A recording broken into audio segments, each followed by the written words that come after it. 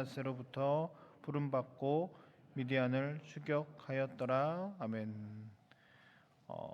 사사기의 특징이 이게 순환되는 반복되는 죄의 구조라고 제가 어제 함께 말씀을 나누었습니다. 죄를 지으면 그 죄에 대해 벌이 내려지고 그 벌에 대해서 회개가 있고 하나님께서 구원하시면 다시 한번 죄로 반복되는 이 순환 구조가 사사기에 계속되는 역사였고, 그 구원의 과정이 대부분 사사들을 통해서 하나님의 구원의 역사가 이루어졌다는 것입니다.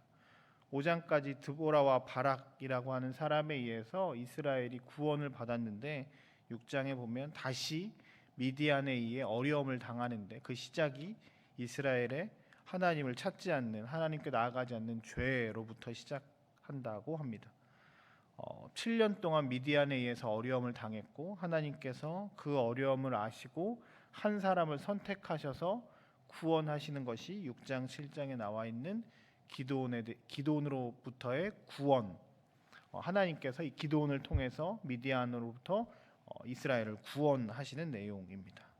그런데 분명히 보면 이 기드온이 굉장히 뛰어난 장수, 굉장히 영웅 같은 사람은 아니라 일반적인 사람에 불과합니다. 6장부터 보면 계속 기드온에 대해서, 평범한 기드온에 대해서 설명하고 있는데 미디안이 무서워서 몰래 숨어서 밀 이삭을 타작하던 사람이었고, 계속 하나님이 부르시자 우리가 잘 아는 것처럼 양털로 하나님을 시험하게 됩니다. 양털에만 물이 있어서 내가 나갈 수 있게 해주십시오. 또 한 번은 양털은 빼고 온 지역이 물에 이슬에 젖게 해주십시오. 이 하나님을 계속 테스트하는 일들도 하게 합니다.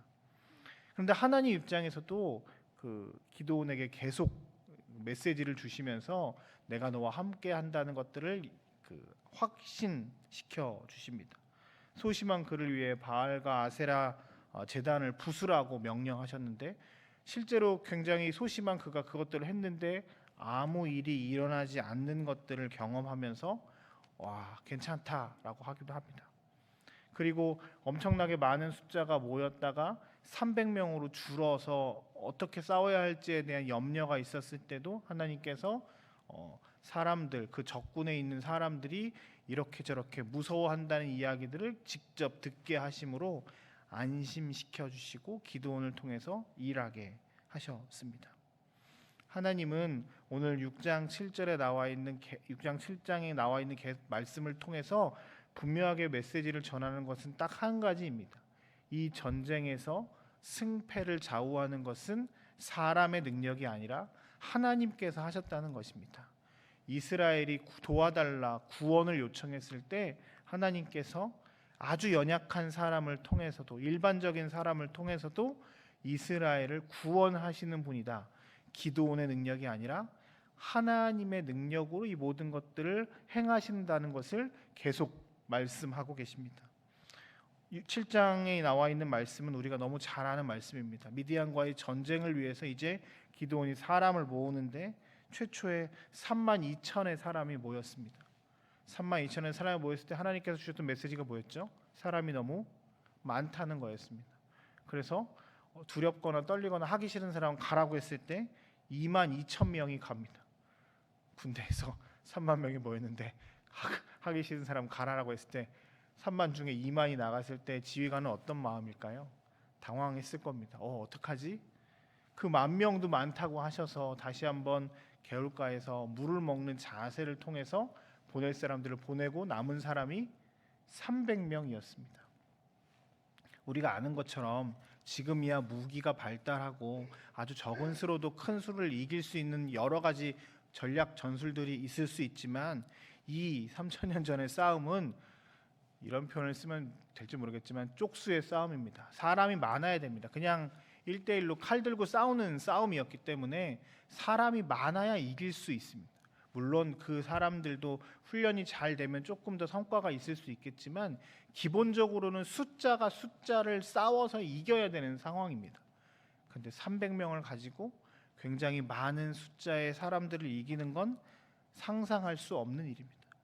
그런데 하나님께서 계속적으로 그에게 내가 너와 함께 할 것이다 라고 메시지를 주신 그 기도는 능력으로 그 모든 일들을 감당하며 맨 앞에서 우리 부하들을 이끌고 나아가서 300명으로 엄청난 기적들을 만들어냅니다.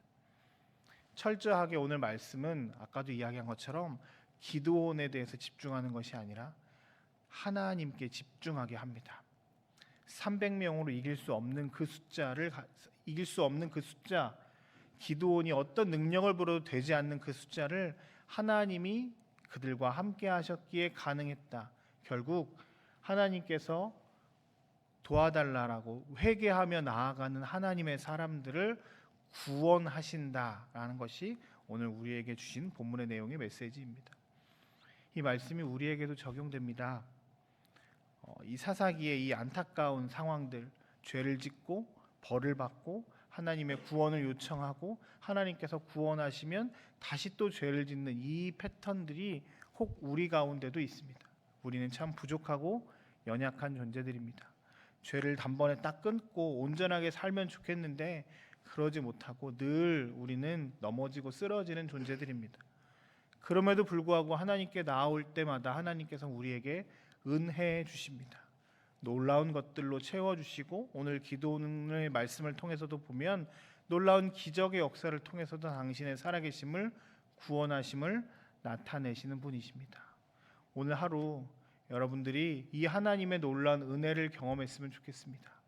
내가 부족하고 연약하지만 놀라운 기적의 역사를 통해서도 하나님께서 우리와 함께 하시고 우리를 지키시고 인도하신다는 이 놀라운 사실들이 경험되어지는 오늘 하루 되었으면 좋겠습니다.